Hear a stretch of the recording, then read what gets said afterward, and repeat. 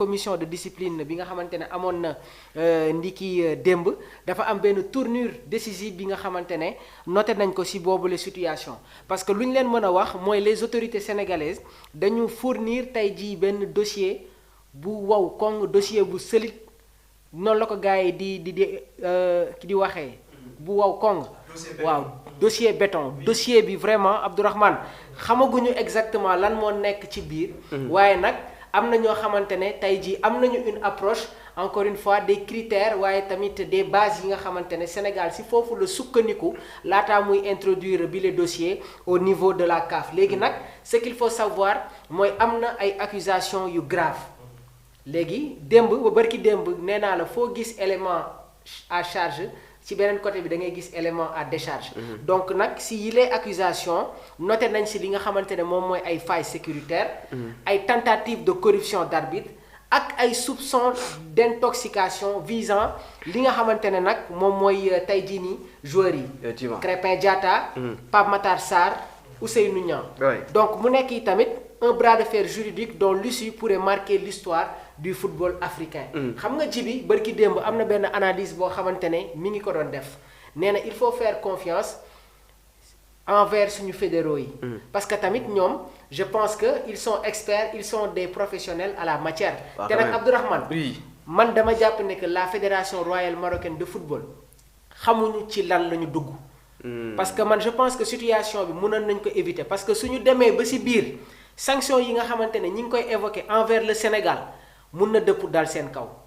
parce que nag fait yi nga xamante ne tey jii nii Sénégal teg na ko ci kaw table bi mais nekk na ay fait extrêmement grave parce que intoxication fu ñu ko déggee tamit je pense que foofu noonu daan yi nga xamante ne mun na ci tegu su fekkee lu ñuy wax dëgg la mun na nekk ay sanctions yu doy waar waaye tamit faille sécuritaire bi moom je pense que moom moo nekk le premier facteur bi nga xamante ne moom moo déclenché bi la situation beneen mbir bi tamit dañ koy orienté ci arbitre bi nga xamante ne mooy kan Jean Ndala Ndala moom xam nga suñu tuddee li nga xamante ne moom mooy ay tentative de corruption d'arbitre la situation peut être très vraiment tey jii nii dommage ci côté am donc je pense que aujourd'hui ce dossier là est solide léegi nag qu'est-ce qui va se passer beneen mbir bi tamit boo xamante ne bëggoon naa ko souligner mooy il faut féliciter la fédération sénégalaise de football parce que nag am na benn moment boo xamante ne ñu ngi leen doon critiquer waaye constat bi ñuy def jamono ji mooy à chaque fois qu'il y a des polémiques wala des interrogations aux minutes qui suivent dañuy génne li nga xamante ne moom mooy communiquer. xam naa ne sax après di nga liiral suñu mbokk internet si la bëgg a ñëw allez-y Abdourahmane. alors si yaa ngi koy wax moom mooy li nga xam ne nii moom mooy communiqué bi nga xam ne nii fédération daal na koy génne démb addu ci li nga xam ne aussi moom mooy lu jëm ci àllum CAF donc ci boobu la communiqué mën nañ ci lire la fédération sénégalaise de football informe l'opinion publique nationale et internationale qu'elle a comparu ce mardi 27 janvier 2026 devant le jury disciplinaire de la confédération africaine de football.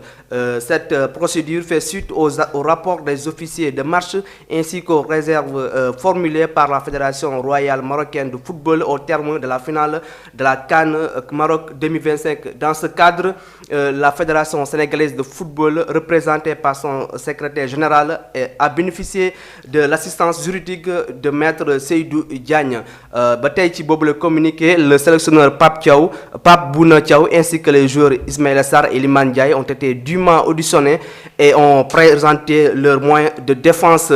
Pour terminer, l'instance disciplinaire a mis l'affaire en délibéré et notifiera sa décision dans un délai de 48 heures, délai fixé par la présidente du jury. loolu nag nekk li nga xam ne nii moom mooy communiqué Mamour bi nga xam ne nii fédération bi daal na koy génne démb toujours dans la transparence ak aussi dans le souci d'informer les populations gis nañ quand même la fédération mu ngi def des efforts. loolu moo tax ma ne la sànq tamit bu ñu fàtte féliciter la fédération sénégalaise de football donc dans l'aspect communicationnel am na rôle bu am solo trop bi nga xamante ne ñu ngi koy jouer pour permettre aussi à la population ñoom it ñu mën a am li nga xamante ne moom mooy une approche approfondie concernant le déroulement ci boobule procédure li ma la mën a wax rek mooy gis nga Abdourahmane jamono jii nii faisons confiance à nos fédéraux beneen mbir bi tamit dama koy waxaat du ñu tàyyi di apporter notre confiance notre soutien envers le sélectionneur de l'équipe nationale ki nga xamante ne nag moom mooy Pape Bouna Thiaw beneen message bi nga xamante ne dama koy lancer envers les dirigeants de la CAF mooy lan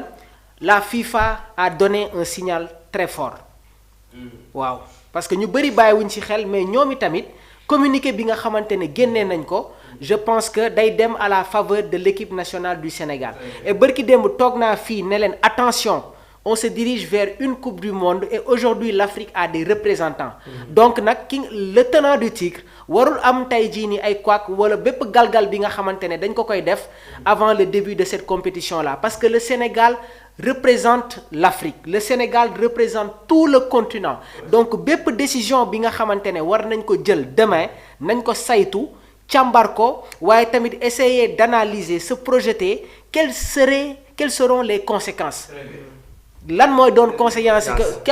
au fait parce que c'est l'image du football africain qui est en jeu donc loolu tamit nañ ko jël en considération et je pense que c'est une image noire dans le football africain et voilà tey jii nii Abdourahmane li gën a am solo rek mooy nañu delloo si waat suñu xel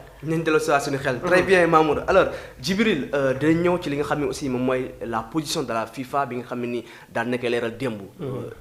def benn un communiqué officiel daal di xam ne amul benn prérogative pour intervenir ci li nga xam ne ni xew na ci boobule final FIFA a dégagé ses responsabilités et rentre na la balle à la CAF mi nga xam ne war a jël sa décision noo gisee aussi tamit boobule fait. Ce qu'il a tenu c'est tout simplement clarifier le débat rek mais FIFA lorsqu'il s'agissait vraiment donc de trancher day trancher mais xam na ne lii ce n'est pas de son domaine de son ressort moo tax mu bàyyi ko ak waa CAF certainement nit ñi ñoo doon inquiété wu comme quoi que FIFA aura son mot à dire alors que là donc on sait tout le monde que FIFA cette compétition là elle est organisée à part entière par la Confédération africaine de football une instance déjà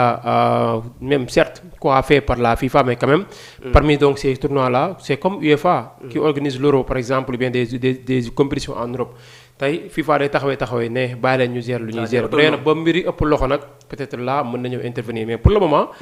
la FIFA laisse l'affaire à la Confédération africaine de football la CAF de Motsepe. Donc léegi j'avais vu au lendemain du match. FIFA def na benn réaction que ne des sanctions dina am et tout quoi. dem ba ci biir aussi retiré wu est-ce que tamit c'est pas que day mettre à la CAF face à ses responsabilités. Non lu ñu jaawale mooy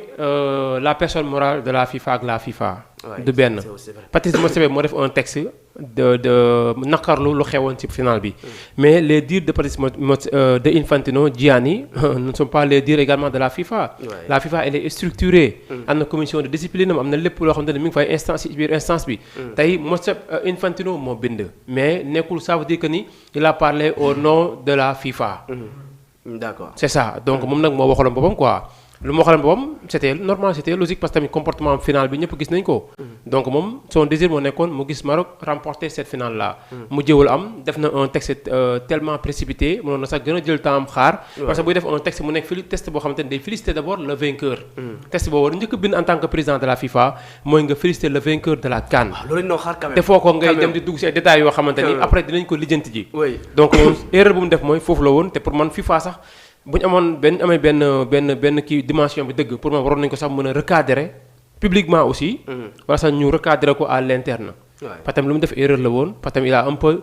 ternir l'image de la FIFA quand même. Bien sûr. Mais après par rapport donc aux sanctions de la CAF déjà ñu ngi ko doon xaar démb génnewuñ ko dans 48 heures donc fii ak suba la inchallah. Après une confrontation quand même un peu rude entre le Maroc ak le Sénégal. Quand même entre guillemets aussi devancé et remporté par le Sénégal. Raison pour laquelle ñu bëri jàpp ne donc c'est la première bataille remportée par le Sénégal. Donc quand même tey jii mën nañ ne kon suñu xel mën na dal. Après un dossier comme ni ko ma waxee sànq un dossier béton boo xamante ne préparé nañ ko. dem nañ jàkkaarloog les juges. ñu jàkkaarloo ñoom présenter leen. suñuy kii. suñuy preuve. dinañ si ñëw ci boobule dossier quand même mais Omar je t'ai envoyé benn photo Omar mu nga ko xool gis naa si page de fédération africaine de football ñuy daal souhaité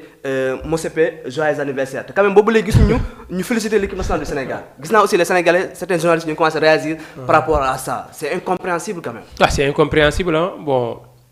dañoo bàyyi essentiel bi dem dugg ci ay futilités yoo xamante ne peut-être bon ils ont le droit ah souhaité ko joyeux anniversaire parce que moom mooy seen chef. féliciter l'équipe nationale du Sénégal loolu c'est à kenn du ko négocier. Oui loolu la ñu waroon def ci même pas à quelques minutes après le coup de sifflet final si lañ waroon ñu ko mën a bind balaa sax ñuy joxe le titre le trophée mënoon nañ neexoon ñu bind ko bind même pas deux petites lignes yoo xamante ni c'est pour féliciter l'équipe nationale du Sénégal loolu c'est simple mënoon nañ ko def si saa si biir stade bi balaa ñu faa quitté donc defuñu ko tey ji dem nañ ay jours plus d'une semaine di souhaiter happy birthday à Motsepe c'est leur droit aussi bu leen neexee ñu def ko mais en tout cas ñun daal amul dara lu muy ternir ci image boo xamante ne Sénégal donc joué na ko remporter la 35e édition donc de la CAN CAF tey seen der mooy gën di ñaaw nit ñi